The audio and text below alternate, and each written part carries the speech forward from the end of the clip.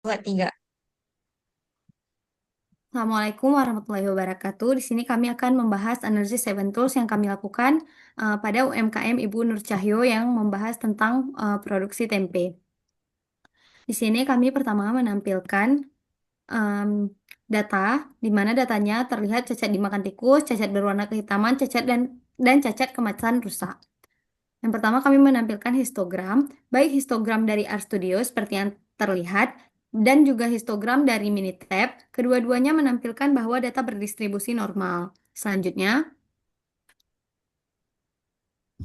Soalnya di sini akan diperlihatkan scatter plot maupun dari RStudio ataupun Minitab. Jadi berdasarkan scatter plot antara jumlah produksi yang diinisiasikan sebagai variabel X dan jumlah produk cacat sebagai variabel Y, terlihat bahwa sebaran titik bersifat acak dan garis tren merah hampir mendatar. Hal ini menunjukkan bahwa jumlah produksi tidak memiliki pengaruh yang signifikan terhadap jumlah produk cacat. Kemungkinan jumlah produk cacat dipengaruhi oleh faktor lain yang untuk lebih jelasnya akan dipaparkan pada diagram fishbone nantinya. Oke, next. Baik, selanjutnya ini ada Pareto chart di mana Pareto ini menampilkan jenis cacat. Di mana jenis cacat yang pertama itu ada cacat karena kemasannya rusak sebanyak 63, cacat berwarna kehitaman karena 50 sejumlah 55. Dan yang terakhir itu ada cacat dimakan tikus 44. Berikut adalah tampilan Pareto chart dari Minitab. Selanjutnya ada Pareto chart tampilan RStudio. Next.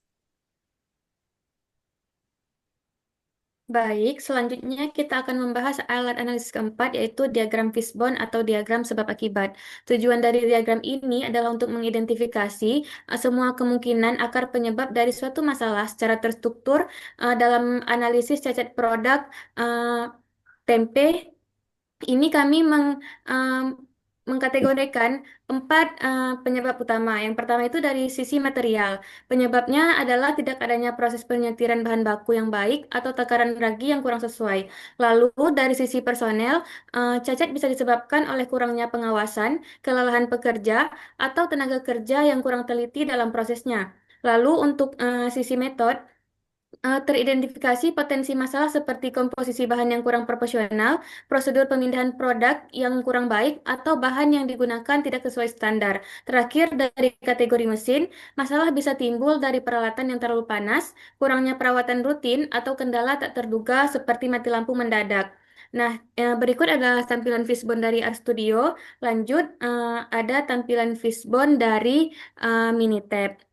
Diagram ini memberikan kita sebuah peta jalan yang jelas untuk melakukan investigasi lebih lanjut dengan menggabungkan temuan dari diagram Pareto sebelumnya, di mana kita tahu bahwa masalah utamanya adalah kemasan rusak dan warna kehitaman. Kita bisa menggunakan kategori-kategori ini untuk mencari tahu misalnya apakah metode pemindahan produk yang menyebabkan kemasan rusak atau apakah takaran ragi yang tidak sesuai menyebabkan tempe menjadi kehitaman. Nah, dapat disimpulkan dari permasalahan cacat produk tempe UMKM Ibu Nur Cahyo November tahun 2022, masalah utamanya itu adalah kemasan rusak 39,8%, warna kehitaman 33,9% yang menyumbang lebih kurang 74% cacat produk. Nah, fokus perbaikan diarahkan pada kedua jenis cacat ini.